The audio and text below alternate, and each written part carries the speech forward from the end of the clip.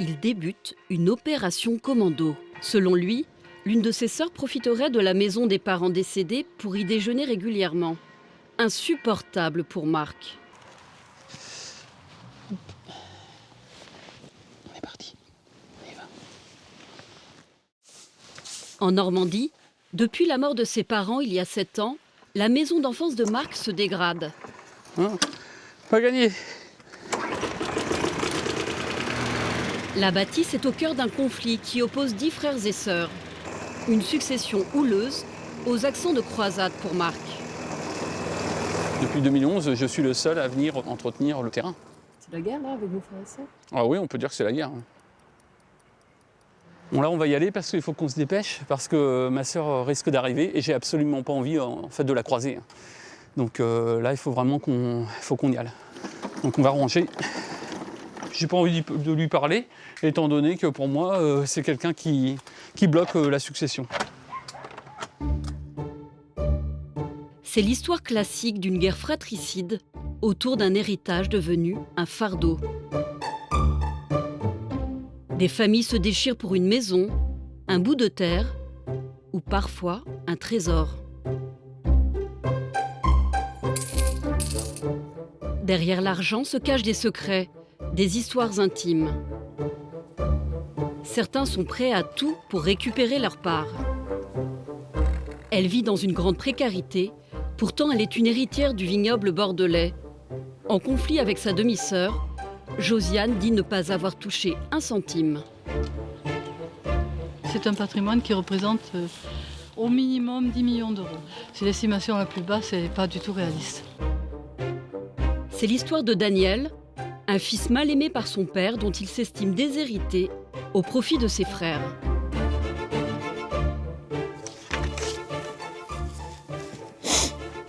J'ai bossé comme un âne, puis il m'a déshérité. Non, c'est pas possible.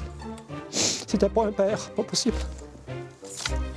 À l'ombre des montagnes du Jura, la haine en héritage, Daniel et ses frères sont devenus des ennemis. Quand on est passé là, sur notre terrain, là, ils sont sortis. Il est sorti comme un fou. Les querelles d'héritage commencent même parfois avant le décès des parents. 3 frères et sœurs s'inquiètent pour le patrimoine de leur père, selon eux, sous l'influence de sa dernière épouse.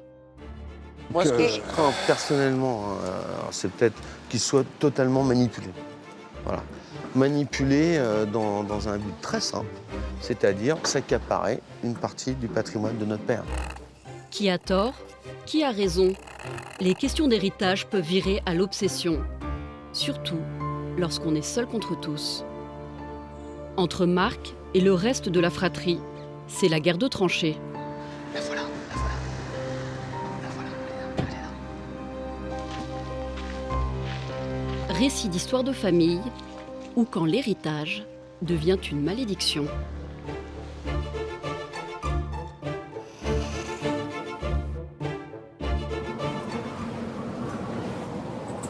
Dans les montagnes du Jura, des frères voisins vivent un huis clos sur fond de guerre d'héritage. On s'observe, on s'épie, on se toise dans la famille de Daniel.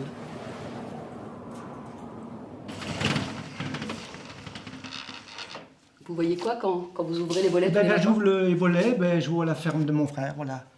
Donc c'est difficile de ne pas penser à... Oui, de toute façon, c'est systématique. J'ouvre les volets, je vois ce qui se passe sous mes yeux, quoi, voilà.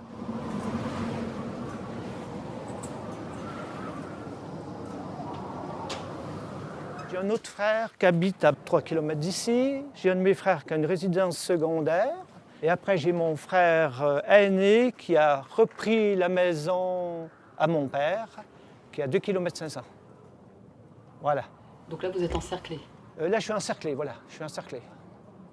Et l'ambiance avec vos 2 autres frères, elle est comment ? J'ignore, tout simplement. J'ignore tout simplement. Je vis comme s'il n'était pas là.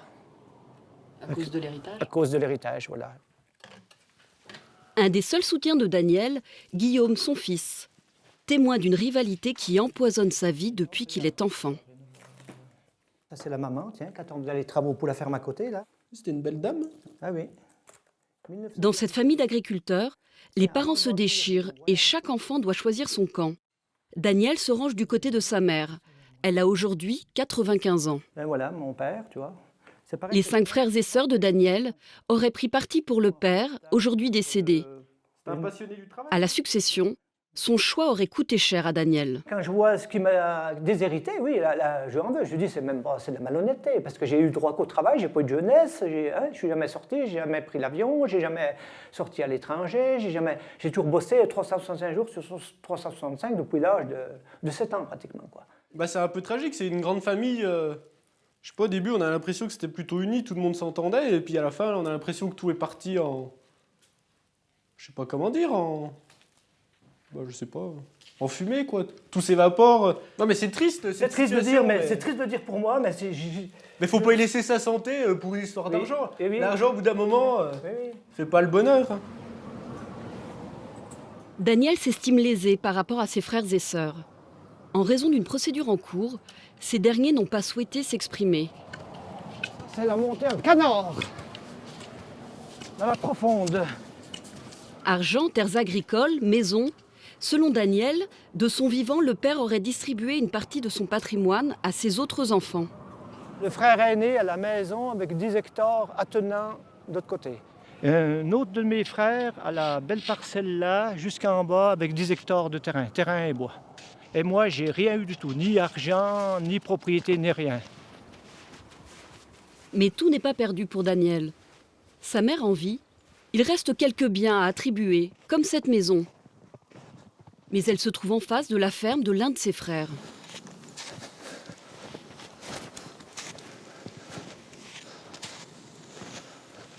Il suffit qu'ils m'aient vu, m'ont accusé, ils vont encore déposer plainte parce que je vais approcher de la maison. Hein. Non, non, j'ose pas approcher. Hein. Non, non. Non, non, je prends pas de risque. Hein.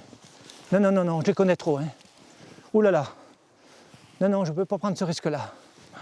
Mais j'en reviens pas. Ouh là là. Ça, c'est la cave souterraine, là. La fenêtre de la cave, mais c'est pas entretenu, vous voyez. Il y a même une vitre de cassée. Regardez, il y a une gouttière, ça abîme tout le bord du toit. Pour ça que la succession, il faut qu'elle aille très vite, quoi, parce que tout se dégrade à une vitesse. J'en reviens pas, ça me fait de la peine, vous voyez. Ça me fait vraiment de la peine.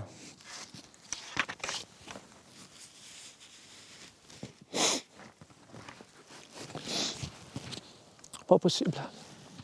J'ai bossé comme un âne, puis il m'a déshérité. Non, c'est pas possible. C'était pas un père, pas possible.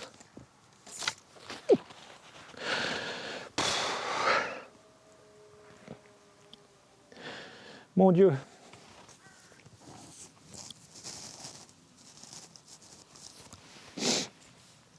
Daniel s'est lancé dans une bataille juridique. Dans les mois à venir, il va tout faire pour que soit reconnu ce qu'il considère être une grande injustice. Et il va recevoir un soutien inespéré.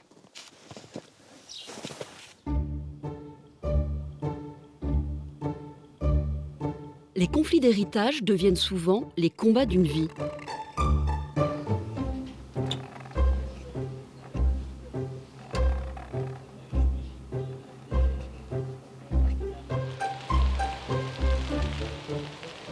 Dans cette modeste maison de Soulac-sur-Mer, en Gironde, Josiane, 72 ans, vit au milieu de ses dossiers de succession.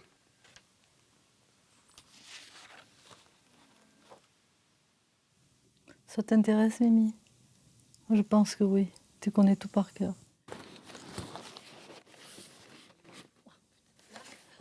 Non, il n'y a plus de place. Tout ça, c'est la succession. Oui. Tout ça. Ça vous a coûté combien en frais d'avocat? Franchement, je ne sais pas, mais c'est plusieurs milliers d'euros par an. Voilà ce que je peux dire. Hein. Au minimum 3 000 euros par an. Depuis la mort de son père en 2009, c'est une vie de paperasse, d'avocat et de procédure. Bon, j'ai d'autres photos là, mais... Pour faire valoir ses droits, ceux d'une fille de viticulteur. C'est mon père avec nous. Et moi, je suis là. Josiane grandit avec ses 3 frères et sœurs au milieu du vignoble, dans une famille aisée. Celle-là est très jolie. Jusqu'au divorce de ses parents, le drame de sa vie. Vous savez, c'est triste, hein. On était des petits-enfants heureux quand même. Puis tout d'un coup, tout s'effondre. Ce qui m'émeut, c'est de penser à ça. Voilà. Parce qu'on était très soudés. Voilà. Puis moi, j'ai vécu le divorce de mes parents. J'avais 10 ans.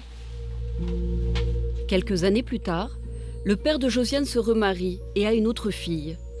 C'est elle qui gère aujourd'hui la société et selon Josiane, elle ne serait pas pressée de vendre.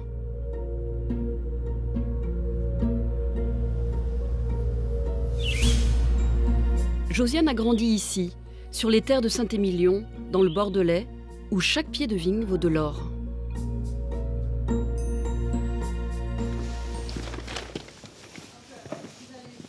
Pour moi, c'est le chemin de l'école. Quand on habitait en bas de la ville, qu'on allait à l'école en haut de la ville. Aujourd'hui, l'héritière en est réduite à regarder le domaine familial de loin. Et on a une propriété qui s'étend à peu près sur 24 hectares. Tout se situe pratiquement dans la plaine. Alors évidemment, c'est un petit trésor. Exploité par sa demi-sœur œnologue, le domaine n'a toujours pas été vendu. Aucun accord n'a été trouvé entre les héritiers. Le trésor reste inaccessible à Josiane, qui vit avec 1 000 € par mois. Potentiellement, je suis riche. Je dis parfois, quand les gens sont un petit peu méprisants, je dis, vous savez, moi je suis riche. Voilà, je leur dis, je suis riche. Ils ne savent pas ce que ça veut dire, mais moi je sais. Je suis riche. Alors, si vous voulez, quand on vous propose des aides sociales, moi j'ai dit non, pas d'aide sociale pour moi, c'est pas mon truc, quoi. J'en veux pas, je suis pas habituée à ça. C'est pas ma culture. Et puis on sait très bien qu'un jour ou l'autre, j'espère le plus tôt possible, on va pouvoir réaliser tout ça. Voilà. C'est un espoir de changer de conditions. Après 8 ans de procédure dans la famille, Josiane espère parvenir à un compromis et toucher enfin la part qui lui revient. En attendant, elle est décidée à se rendre prochainement dans sa maison familiale, n'en déplaise à certains.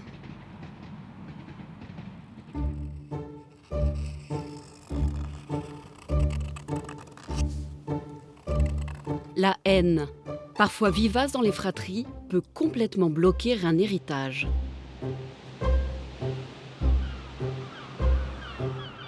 À Dieppe, où il est travailleur social, Marc vit seul.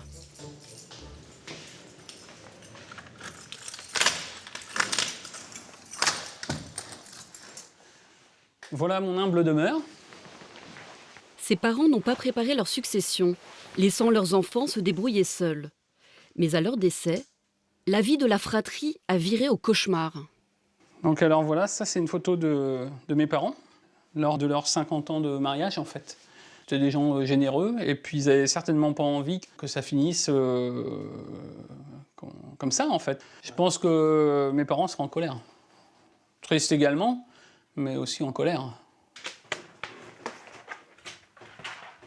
Alors, en premier lieu, j'ai mon frère aîné, hein. Mon deuxième frère. C'est une famille de 10 qui s'affrontent. Et comme dans toute guerre, il y a 2 camps. Donc dans le clan 1, on peut faire ça, on peut faire ça, on peut faire ça, on peut faire ça. Le clan 2, où, voilà, et... C'est le gros bazar quand même. Le problème de cette succession, c'est qu'on a un gros désaccord sur les prix de vente au niveau des terrains et puis au niveau de la maison. Ils veulent vendre plus cher, moins cher que vous? Ben en fait, j'ai l'impression que ça veut, qu'ils veulent brader les biens. De son côté, le clan ennemi reproche à Marc de bloquer les ventes. Assignation devant le tribunal de grande instance de Dieppe. Donc là... 6 là, d'entre eux là, l'ont même là, assigné en justice. là, et là. Marc veut tirer un maximum de cette succession, au risque de se brouiller avec les autres, car cela ralentirait tout. Dans l'héritage, il y a la maison ainsi que 2 terrains, dont cette parcelle agricole, un des objets du litige. Donc, là, on a bien la borne. On va avancer pour voir si on trouve la deuxième borne. Marc a eu vent d'une information. Il est persuadé que ce terrain vaut de l'or, mais pas ses frères et sœurs. Le fait que ça pourrait devenir une zone d'activité, évidemment, ça donnerait de la valeur au terrain. Et le terrain agricole aujourd'hui, il nous est proposé à 1 € le mètre carré. On est entre 5 et 10 € le mètre carré, certainement sur de la zone d'activité, à peu près. Moi, ce que j'espère, c'est de pouvoir en tirer un maximum au niveau de la succession, ça c'est certain. Pour savoir s'il est bien assis sur un magot, l'héritier va prochainement faire évaluer les biens de la succession. Et il va avoir une surprise. Les histoires de succession commencent parfois des années avant le décès des parents. C'est ce que l'on appelle une captation d'héritage.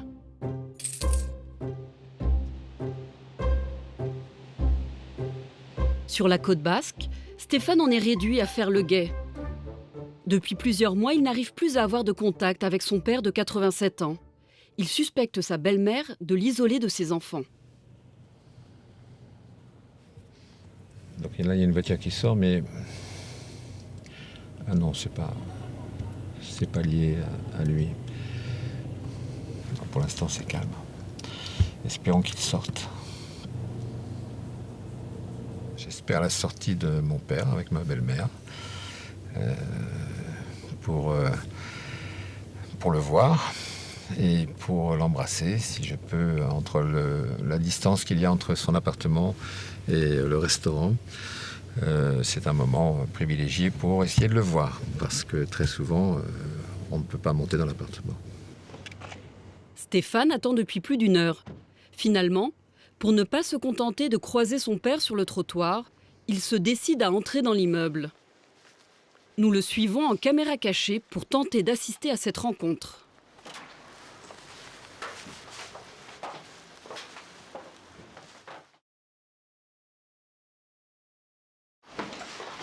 Stéphane, qui n'a pas vu son père depuis des mois, espère pouvoir lui parler.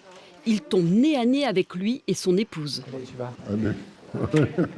Tu vas bien ? Le père de Stéphane est très diminué après 2 AVC. Papa, t'as bien 5 minutes quand même. Oui ? Lui, il a 5 minutes. Va chercher ce que tu veux. Reste un peu avec lui, c'est mon père, j'ai le droit. Oui, mais c'est mon père, comment vous le traitez, votre père? Très bien, on veut juste le protéger des autres. Tu le protèges? Oui, c'est moi qui le protège. Allez, viens, Doudou. Et on n'a pas besoin pour vivre. Fais-moi un bisou. Oui. Tu vas bien? Ouais. Qu'est-ce que je fais? Je te laisse là? Non. Papa, je t'aime, hein? Oui. Hein? Je pense à toi très fort. Nous avons contacté la belle-mère de Stéphane, qui ne souhaite pas participer au reportage et affirme au contraire protéger son mari. Sous le coup de l'émotion, Stéphane appelle son frère. Oui, Antoine, Stéphane. Et je suis tombé nez à nez avec eux. J'ai la preuve qu'elle lui fait du chantage, puisqu'elle lui dit à un moment donné, de toute façon, c'est tes enfants ou c'est moi, je te laisse. Stéphane est décidé à agir. Quelques jours plus tard, il retrouve son frère et sa sœur à Bordeaux, chez leur mère. Ça met champagne. Stéphane, Antoine et Véronique estiment que leur père est victime d'un abus de faiblesse de la part de leur belle-mère. Comme il est totalement fragilisé après ces 2 AVC et qu'il est totalement en fait sous l'emprise de cette femme, sa nouvelle épouse, il ne sait plus du tout ce qu'il fait. Habituellement, on était souvent ensemble, on avait des très belles périodes de bonheur. Et là, aujourd'hui, tout a explosé, quoi. Mais pour les enfants, c'est un bouleversement, quoi. C'est dur de voir les enfants comme ça, c'est dur. Ça, c'est le premier bateau de papa. Ouais, un Aquila. Le 8,70 m, ouais. Des bateaux, des résidences secondaires, des chevaux. Papa, ça c'est à Courchevel, ça. Leur père, un ancien notaire parisien, est un homme riche. Il y avait un appartement là-bas. En 2009, il se remarie sous le régime de la séparation de biens. Et pourtant, elle signe tous les chèques, elle a procuration sur les comptes. Ça, je ne sais pas si vous le savez. Ouais, elle a procuration sur tous les comptes. Bien sûr, Après, elle ne fait strictement rien. Donc, elle prend tout ce qu'elle veut. Elle fait tous les virements qu'elle veut. D'accord? Oui, chaque mois, c'est des sommes qui peuvent être importantes. Ouais. Les mots qui me viennent à l'esprit, en fait, je considère qu'il s'agit d'une captation en fait, de patrimoine et indirectement, vis-à-vis de nous, d'une captation d'héritage. D'accord. Mais de toute manière, on ne peut pas laisser faire les choses comme ça, c'est pas possible. Donc, Mais il faut absolument agir. On a déjà perdu trop de temps. Bon, maman, Bon, elle est... bon, allez, on va essayer de... Allez, hop, À vous ouais, retrouver. on va se détendre un peu. Maman. La fratrie va chercher des preuves pour savoir si la nouvelle épouse s'accapare le patrimoine de leur père.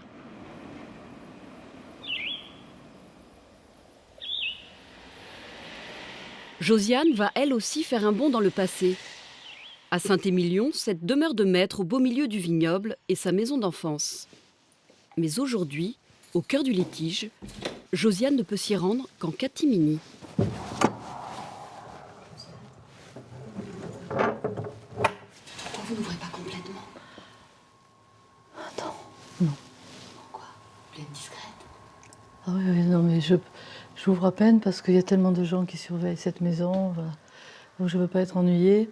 Je veux pas être ennuyée, je ne veux pas que les gens débarquent parce que je les foutrais dehors déjà. Mais je ne veux pas qu'ils m'emmerdent, voilà, c'est tout. C'est la maison hantée bientôt. Les toiles d'araignée, là, partout. Faute de compromis entre Josiane et sa demi-sœur, la somptueuse maison de 400 mètres carrés reste inhabitée depuis 8 ans. Ouh là là là là là. Ouh là là là là. Eh bien, j'ai bien fait de venir. Hein. Alors ça, c'est... Attends. Mais je pense que ça doit arriver par là-haut, puisque on voit que c'est quand même bien écaillé. Ça vous fait quoi de voir la maison qui prend l'eau comme ça? C'est à l'image du reste, à l'image de toute cette succession. C'est-à-dire Gaspillage. À défaut de pouvoir vivre dans la maison ou de la vendre, Josiane aimerait pouvoir en récupérer quelques objets. Il y a tellement de choses dans cette baraque. Aujourd'hui, elle vient faire l'inventaire de ce qui l'intéresse.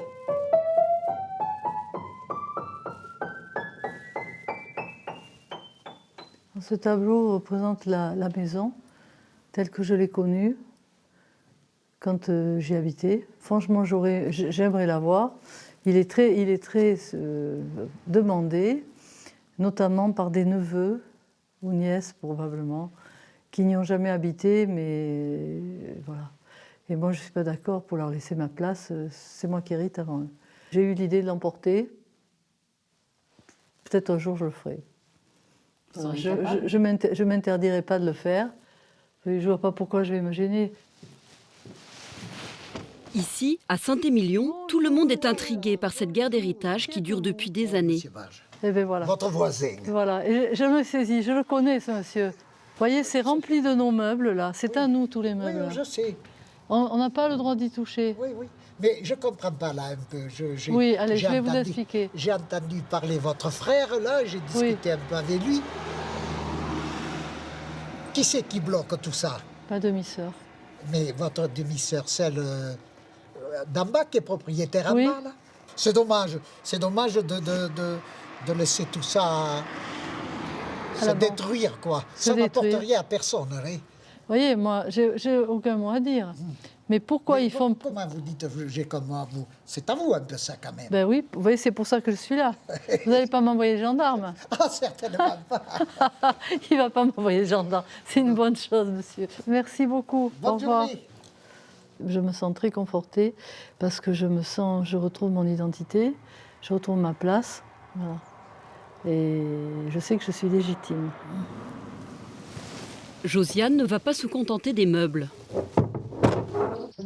Elle veut vendre l'intégralité du patrimoine de son père pour récupérer sa part d'héritage. Elle a rendez-vous avec un expert foncier. Bonjour, monsieur Le Fortier. Anne. Bruno Le Fortier est une référence dans le monde du vin. Le but de la journée, c'est d'y voir clair, de pouvoir mettre des chiffres à côté de quelques biens. Voilà. D'accord. Il y a un garage, Donc en le garage en dessous, fait partie il y a également, une d'accord. ancienne serre.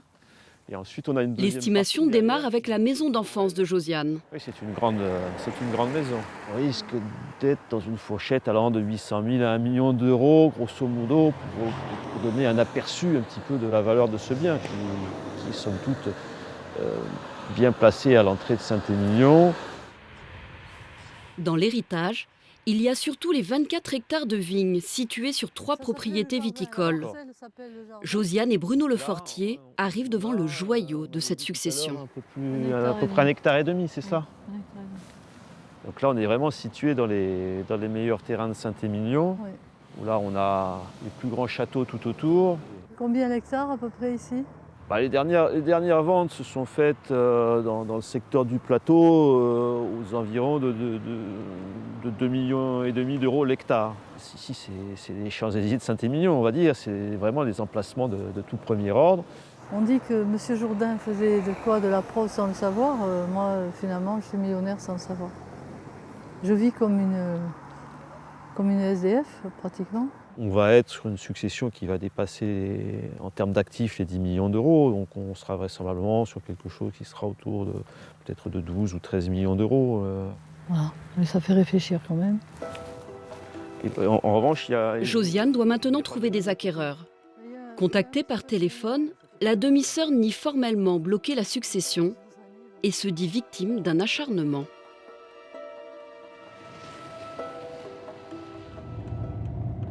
Daniel, qui s'estime déshérité par son père, cherche lui aussi des solutions pour la succession.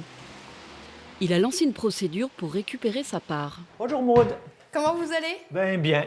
Bien depuis notre dernière visite. Maude Lelièvre, son avocate, a une bonne nouvelle. Elle a mis la main sur de nouveaux documents, des relevés bancaires du père. Très bien. On a eu plein de chèques. Alors je regardais, je faisais le calcul. Oui. Si on regarde... Le père aurait donné de son vivant de l'argent à ses frères et sœurs. De 2003 à 2014, il y a encore 5 frères et sœurs qui perçoivent des sommes, donc bien sûr jamais vous. Oui. Les plus gros chèques, ils sont en 2003 avec 22 000 euros, 22 468 euros. Chacun. Oui. Ouais. Là, c'est incroyable. Hein. Quand je additionne tous ces chèques-là, dont vos frères et sœurs ont bénéficié, mais pas vous, j'arrive à chacun 45 168 euros. Aujourd'hui, en France, il est interdit de déshériter un enfant. Votre papa, on le voit, il a organisé, d'une certaine manière, il a voulu vous déshériter. Voilà. Je sais pas pourquoi, je pense que parce que vous étiez plus proche de la maman, je pense. Est-ce que c'est qu'une histoire d'argent, cette histoire de succession, ou c'est autre chose? Non, mais je crois qu'aucun dossier de succession n'est qu'une histoire d'argent. En réalité, souvent, c'est pas l'argent, c'est une reconnaissance, en fait. Et cette reconnaissance, en réalité, la justice, elle peut pas la donner. Au-delà de son combat judiciaire, pour trouver l'apaisement, Daniel va tenter de renouer avec une partie de sa fratrie. Moins quart. Il a repris contact avec son frère aîné, Noël. Il devrait arriver d'une minute à l'autre. Bientôt moins 10. Il ne l'avait pas invité chez lui depuis plus de 20 ans.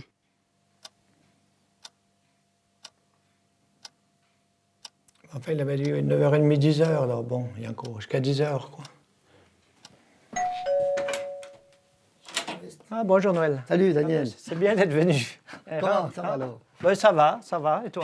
En renouant avec l'un de ses frères, Daniel cherche un allié et des aveux.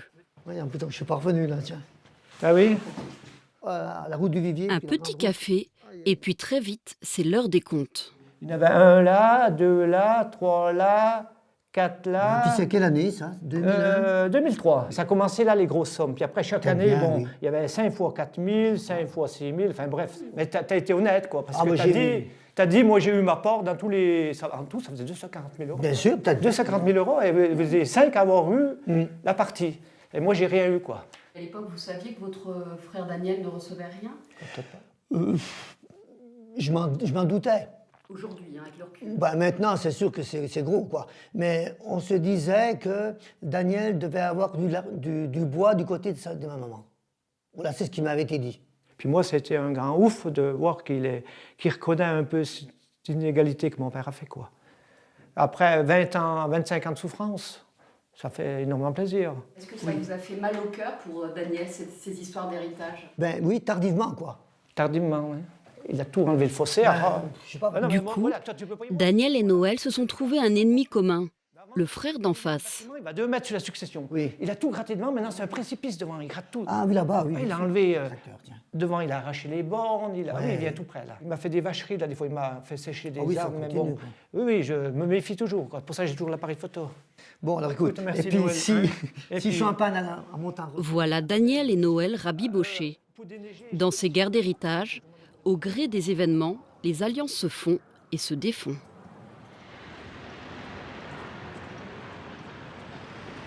Autour de Stéphane, c'est une fratrie unie qui a décidé de prendre les choses en main. Les 3 enfants se retrouvent à Fontenay-sous-Bois, en région parisienne. Plaisir de te voir. Papa m'a appelé.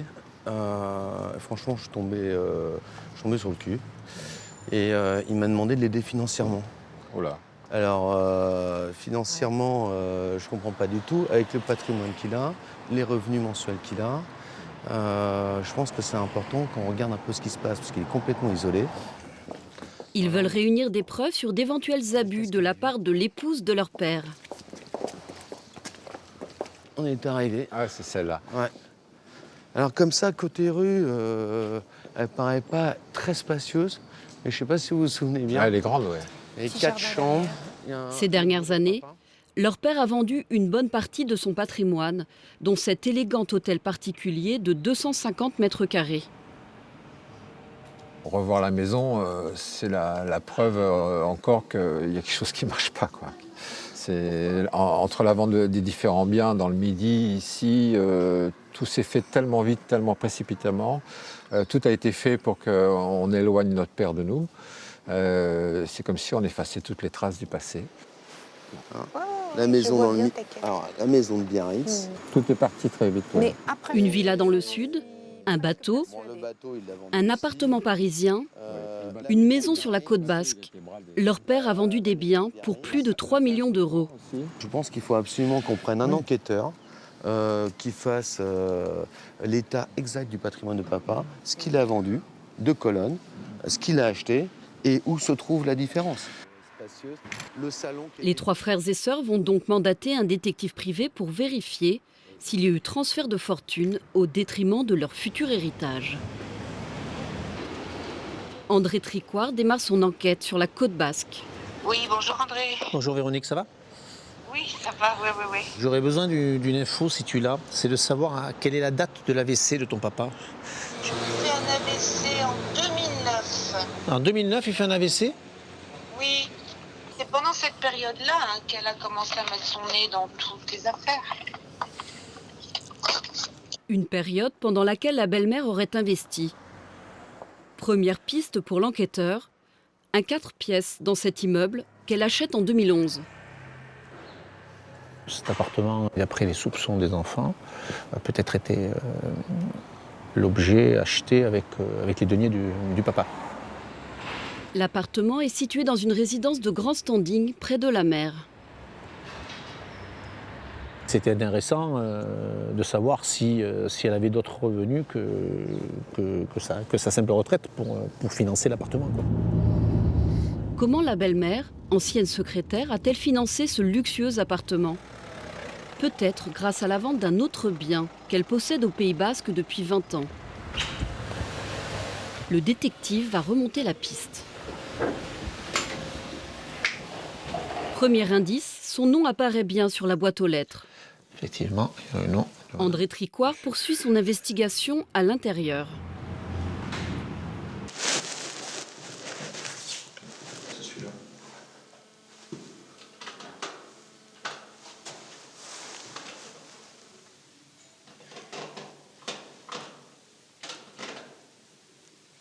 On n'entend même pas la sonnette.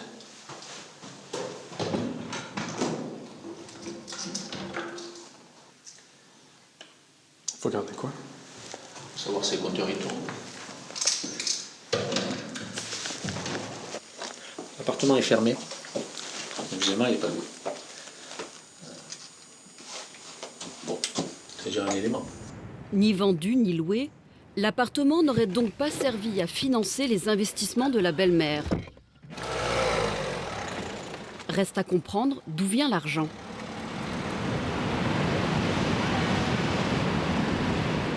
Quelques semaines plus tard, André Tricoire a découvert de nouveaux éléments.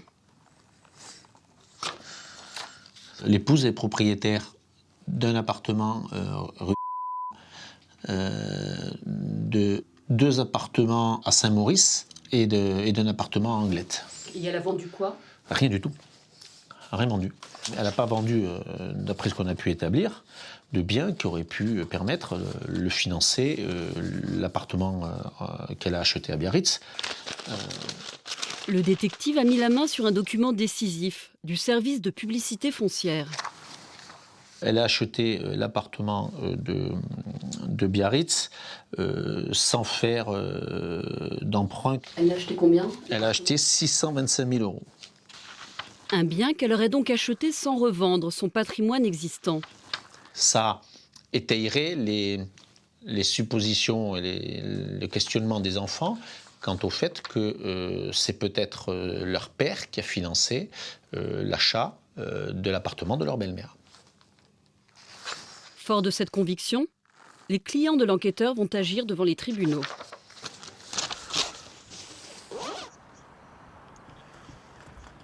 Entre Marc et ses nombreux frères et sœurs, on est bien loin de la trêve. Alors on va rester là. On va rester là même un petit moment. Il débute une opération commando.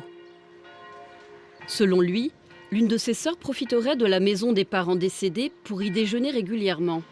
Insupportable pour Marc. Je veux voir si réellement elle continue à déjeuner dans la maison et que l'eau soit payée sur les frais de la succession, ou pas. Marc a tendance à être tatillon. On va se mettre discrètement, parce que après on va nous voir. Voilà, là.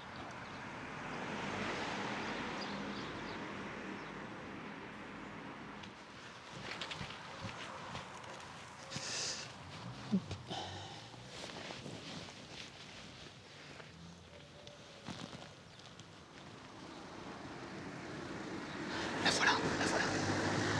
La voilà, elle est là. La voilà.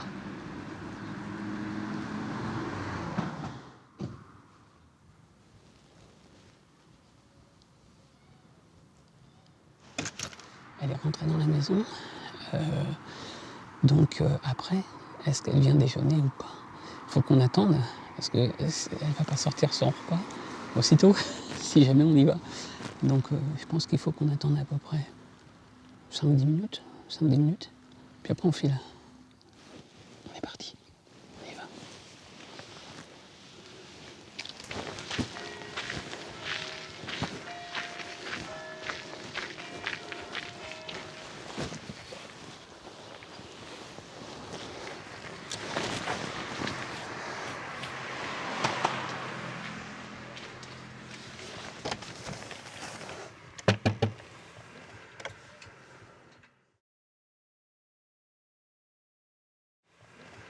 Marc veut prendre sa sœur en flagrant délit.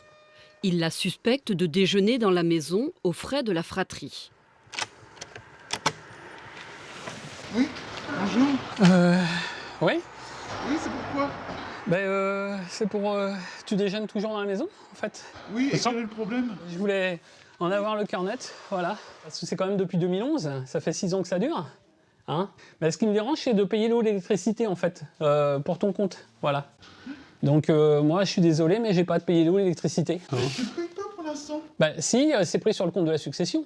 Mais quand on vendra, on régularisera, hein? Je pense que c'est quand même à toi de payer tes factures. Oui, et l'eau, elle est fermée, je ne l'utilise pas. L'eau et l'électricité, tu viens de faire le micro-ondes, je l'ai entendu, là. Tu parles le micro. Oui, mais bon, ça fait 5 ans que ça dure, 6 ans que ça dure. Non. Moi, j'ai demandé à ce que l'électricité soit fermée, parce que s'il y a un incendie, ça va être problématique. J'aimerais bien que tout soit vendu, voilà, pour être tranquille, voilà. Moi aussi. Moi aussi, oui, justement, c'est ce que je veux, voilà. Mais moi, je viens pas tous les midis manger ici, voilà. D'accord, merci. Voilà. Monsieur Dalguet. Pris en flag.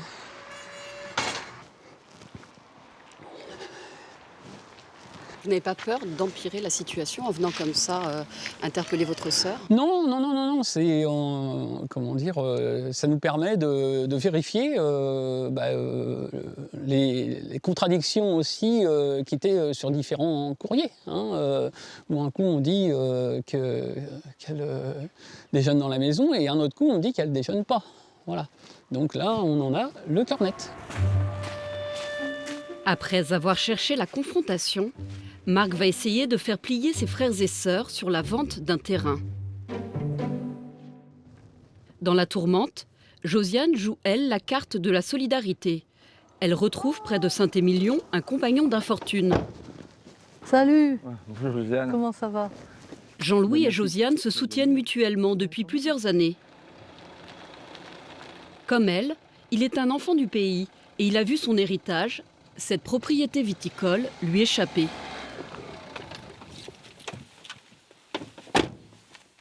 Bon ben voilà la maison en question, hein, où j'ai fait ma grève de la faim.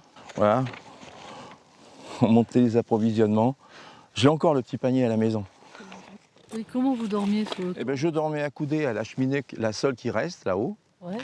Donc j'étais accoudé, puis avec un sac de couchage très rudimentaire qui me tenait quand même chaud, mais qui s'ouvrait avec le vent, quoi. Jean-Louis fait une grève de la faim de 10 jours après avoir été débouté par la justice de ses demandes sur la propriété. Mais je ne m'approchais pas trop souvent du bord, quoi.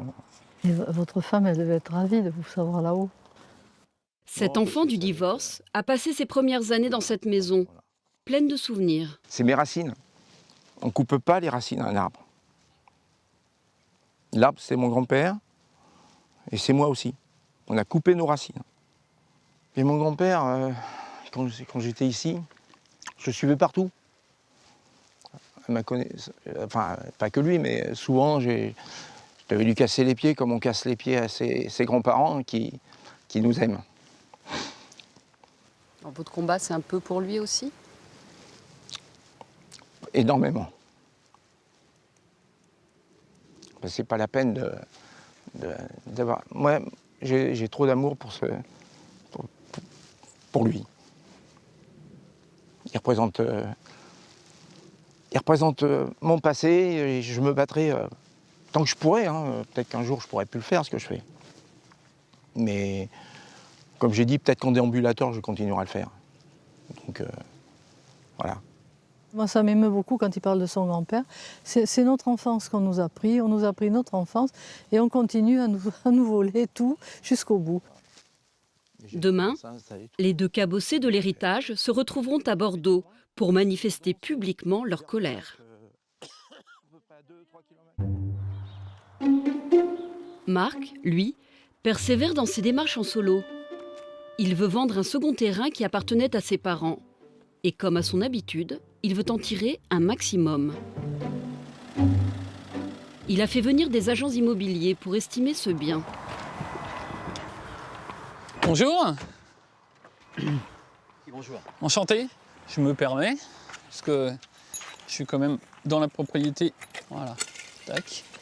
Rentrer sur le terrain.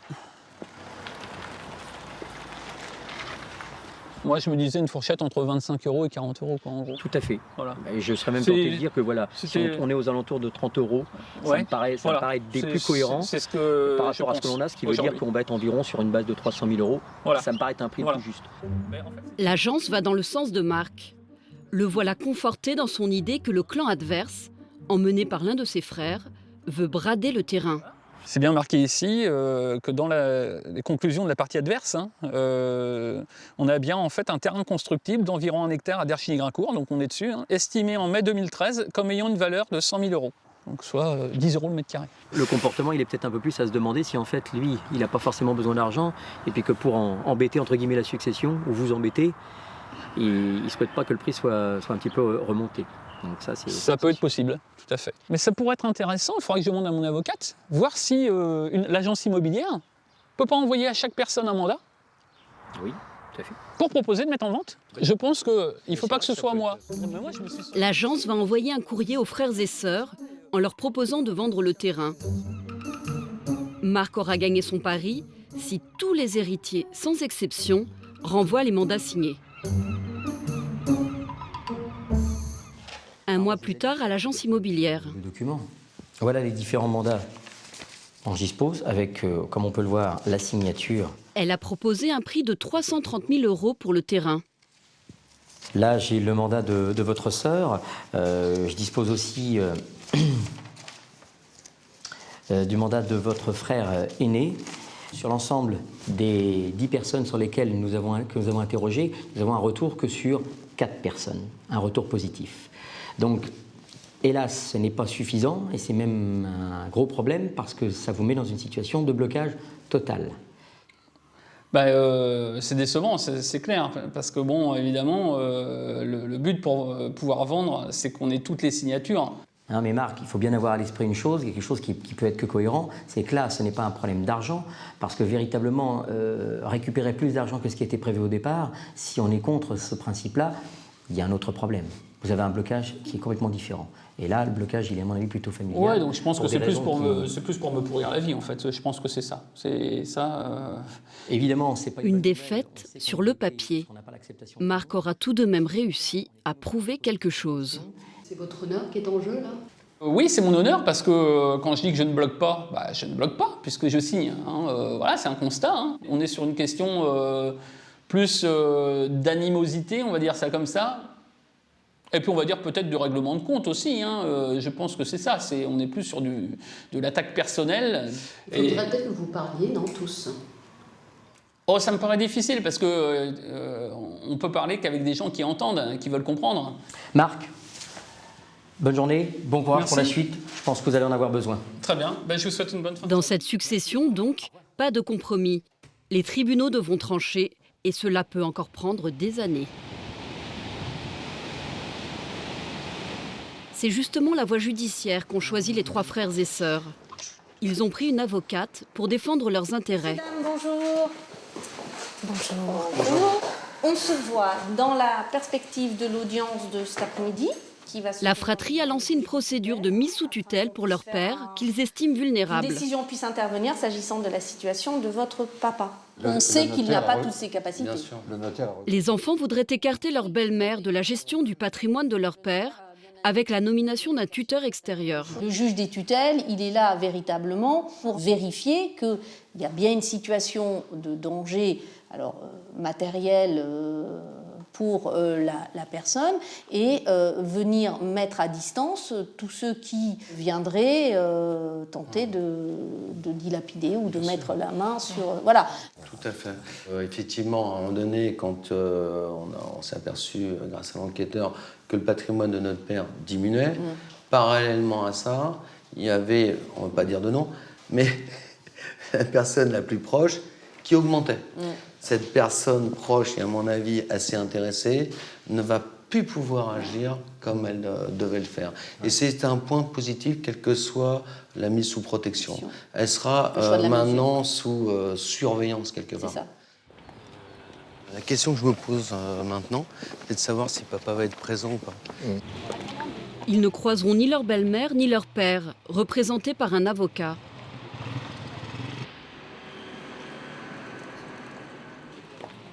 Une heure plus tard, c'est la douche froide. Tu veux avoir nos impressions ? Il faut être costaud, parce que ce qu'on a entendu, c'est carrément horrible. Dire que nous n'allions pas voir notre père pour ses anniversaires, pour tout ça, alors que l'accès était impossible. C'est magnifique. Que nous ne l'appelions pas. Enfin, là vraiment. C'est tout ce qu'on a entendu, c'est aberrant. Je suis incroyable. sidérée. En fait, c'est pas du droit. Ce sont des faits, des déclarations sans vérification. On peut mentir, on peut dire tout ce qu'on veut. Donc je suis très méfiant et assez sceptique même sur l'issue de cette décision. L'attente va être un peu longue. Mais je suis pas Leur père sera finalement placé sous curatelle simple, une mesure de protection légère. Il sera donc à l'avenir accompagné par une tierce personne pour les actes concernant son patrimoine.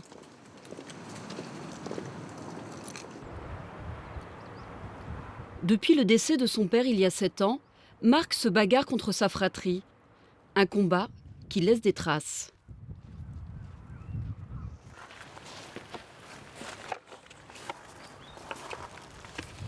Moi, ce que je ressens aujourd'hui devant la tombe de mes parents, c'est de la tristesse, c'est de la compassion aussi pour eux, quoi. C'est un énorme gâchis, Avec certains de mes frères et sœurs, j'ai plus de sentiments. Il y a vraiment que... c'est vraiment que de la haine. Je ne pense pas qu'il pourra y avoir une réconciliation. Je pense qu'il pourra y avoir un partage. Et puis la réconciliation, ça, moi, je ne me sens pas du tout prêt à ça. Marc, ou l'histoire d'une guerre d'héritage insurmontable.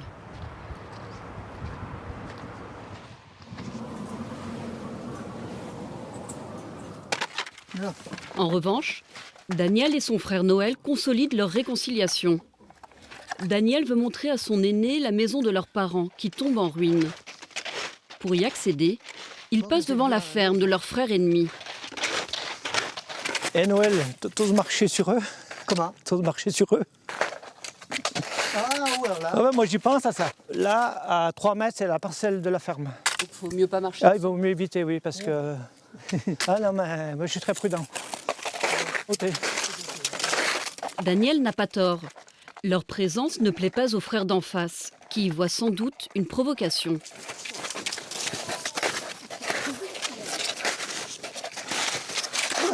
Vous avez vu un peu? On a le droit de passer là quand même. On est sur nous, hein. Eh bien, vous voyez, même qu'il y avait Noël, un début d'agression. Pour ça, je suis méfiant, vous voyez. Il n'aime pas nous voir ensemble, de toute façon. Hein. Voilà. Et c'est celui qui a manigancé tout le reste des frères et sœurs pendant 20 ans. Oui. Voilà, il reconnaît Noël. Oui, oui. Noël ne s'était pas approché de la maison depuis 20 ans. T'as vu, non, mais c'est impensable, moi ça m'a fait pleurer. T'as vu, même le mur se dégrade maintenant. Oui. C'est incroyable. Hein. Pour moi, l'héritage, ça n'importe peu en réalité. À notre âge, on n'espère pas, ça ne va pas nous changer la vie d'avoir 1 mètre carré de plus. C'est ridicule, c'est ce qu'on dit pour ce frère. Alors c'est quoi qui importe? C'est les rapports entre les gens, les rapports entre les hommes. Ma femme me dit bien, on ferait mieux d'être loin, d'oublier tout ça et puis d'aller vivre ailleurs. Voilà. On serait bien plus heureux, quoi. Bon, Noël, un grand merci et puis... À bientôt, je te tiens. Content et puis un grand merci. Puis je te tiens au courant quand j'ai de nouveau. D'accord. L'autre frère, celui de la ferme, n'a visiblement pas apprécié de les voir passer devant chez lui. Inimaginable. Qu'est-ce qui se passe là? Ouais. Qu'est-ce qui se passe? C'est gendarme. Bonjour. Oui, monsieur Daniel. Daniel, donc vous habitez là? Oui. Et votre frangin habite en bas? Oui, voilà. C'est ça? Oui. C'est qui? Lequel de frère? Celui avec qui vous êtes en litige, monsieur. C'est quoi le litige exact? Le litige est la succession. Tout le monde sait qu'il y a un litige de succession parce qu'il y a eu des mensonges dits par mon frère. Puis quand on est passé là, sur notre terrain, là, ils sont sortis. Il est sorti comme un fou. Mais on n'était pas sur le terrain, on était sûr, on allait voir la vieille maison. Ça ne s'est pas revenu, moi, parce que je reste méfiant, hein, je ne mettrai pas un pied à côté. Si, parce que le litige, il est là, et puis il ne se réglera pas du jour au lendemain. Alors essayez de ne pas vous attirer la foudre en passant sur les terrains. Ah ben moi je ne mets pas le pied, hein, justement, là, je vais t'accompagner, je ne mets pas le pied. Je reste dans ma cour, moi. Hein. Le feuilleton entre Daniel et le clan de la ferme semble sans fin. Ah, voilà, attention. Oulala, elle part vite, hein. Attention, elle est nerveuse. Hein. Oulala. Dans la camionnette, la belle-sœur de Daniel. Elle est nerveuse. Hein. C'est une drôle d'ambiance. Hein. C'est une drôle d'ambiance, oui, je vois. Enfin, c'est vrai que je ne suis pas souvent là, moi. Mais là, aujourd'hui, c'est oulala, il faut se tenir à carreau, là, vous voyez. Il y a du gaz dans l'air, là. Hein. Je ne pouvais pas imaginer que c'était encore à ce point-là, vous voyez. Mais bon, je pense que la vérité dérange. Hein. C'est surtout ça. Hein. Ils ont été nourris par le mensonge, et là, aujourd'hui, la vérité les dérange beaucoup. Mais la vérité, qui la détient? Daniel? Ses frères? Dans tous les cas, dans les montagnes du Jura, la haine n'est pas prête de s'éteindre.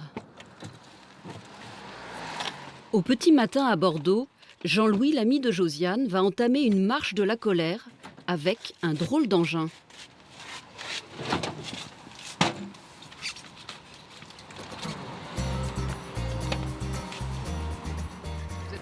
Je suis prêt. On y va alors. Jean-Louis veut dénoncer ce qu'il estime être des erreurs judiciaires sur les successions. Je suis parti pour 880 km en 33 étapes. L'équipée commence devant le palais de justice de Bordeaux, un lieu symbolique. C'est ici que Jean-Louis a été débouté de ses requêtes sur la succession de son père. Bonjour Jean-Louis. Bonjour Josiane, comment allez-vous? Josiane vient encourager son ami. Alors voilà, c'est le jour du grand départ. C'est le grand départ? Oui, ça y est. Ben, merci d'être venu me soutenir. Hein. Bonjour madame. Vous voulez savoir ce que nous faisons ici? Non. Ça ne vous intéresse pas, tant pis, c'est dommage. Les débuts des héritiers VRP sont un peu laborieux. C'est une boîte qui fait Bordeaux-Paris. Cette brouette, elle représente un cœur. Et les boulets, ce sont les décisions de justice qui l'ont... Et il a épuisé tous les recours? Oui, en France, il a épuisé tous les recours. C'est parti. Aucun magistrat ne s'est intéressé aux héritiers et à leurs brouettes. Mais la marche a d'autres vertus. C'est tout à fait une thérapie et ça m'est devenu presque nécessaire. Il faut absolument que je fasse quelque chose pour évacuer toute cette colère. C'est mieux que des médicaments. Non, c'est bon. Ça passe, ça passe. Merci. Oh, on va traverser.